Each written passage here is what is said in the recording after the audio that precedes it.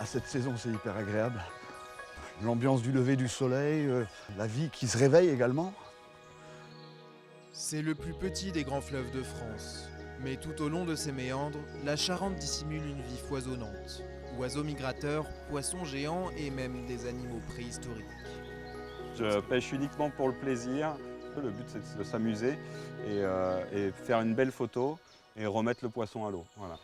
Ce matin, ces trois amis pêcheurs partent à la recherche du plus grand carnassier d'eau douce, le silure.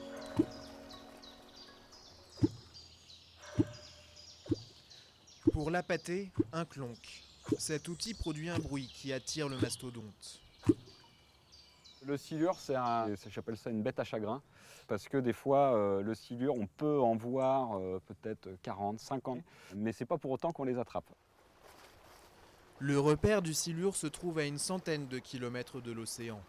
Ici, les eaux sont calmes et profondes et les berges encore sauvages. Ce qu'on veut, c'est qu'il y ait des petits défauts, et tous ces petits défauts-là font en fait qu'il y ait de la vie autour de ce fleuve.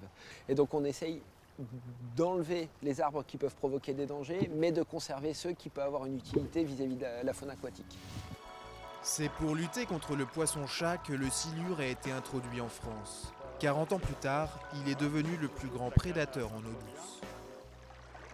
Ça commence à tirer là, ça commence par rapport à... Après des heures de patience, premier trophée. En France, ce géant peut mesurer plus de 2 mètres et peser une centaine de kilos. Il n'est pas si vilain, le bougre, hein? Voilà.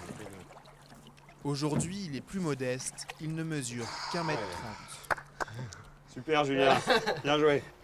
Ce silure n'a pas encore atteint sa taille adulte et pourra vivre jusqu'à 80 ans.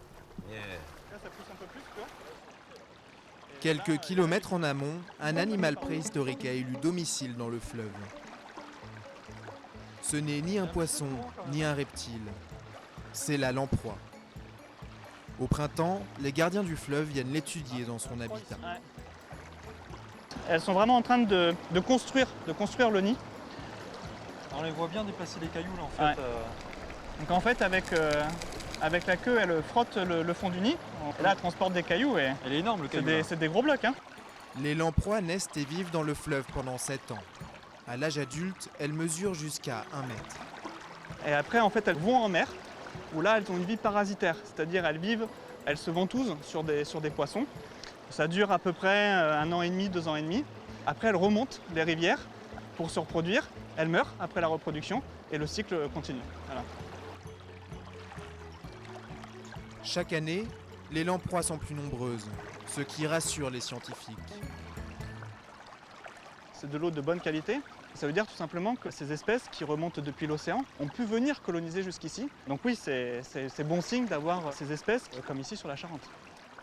C'est sympa parce que c'est un drôle d'animal en fait. Ça a un petit peu une sale tête en gros, un petit peu primitif.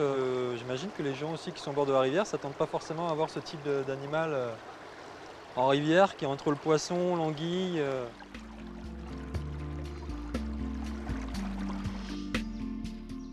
En aval, quand la Charente rencontre l'Atlantique, le paysage se métamorphose. De vastes marais forment la réserve naturelle de Moës et Oléron. Une précieuse escale pour les oiseaux migrateurs.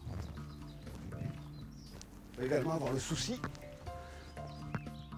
de faire gonfler les poches avec le vent parce que ça rend le piège plus transparent. L'âme de la réserve s'appelle Philippe Delaporte. Rouge-gorge, fauvette, rousserolle. Chaque année, avec son équipe, il étudie plus de 13 000 oiseaux avant leur grand voyage. Il faut être ferme tout en étant doux. Donc il faut que l'oiseau se sente bloqué, mais sans qu'il n'y ait jamais de pression. Bon, on a le droit de leur piquer une mûre de temps en temps. Je me prive pas. La mûre, c'est quelque chose vraiment de très très important pour les oiseaux migrateurs à cette période de l'année. Certaines espèces vont jusqu'à doubler leur poids pour effectuer un trajet migratoire. Donc il faut se battre pour conserver des petites friches un petit peu partout pour la nature. Une campagne sans oiseaux, sans nature, sans animaux sauvages, ça sera vraiment... Moi j'aime bien rêver avec le vivant. Après chaque tournée, il faut faire vite pour relâcher au plus tôt les oiseaux. L'équipe les observe et les bague afin de pouvoir les suivre dans leur périple migratoire.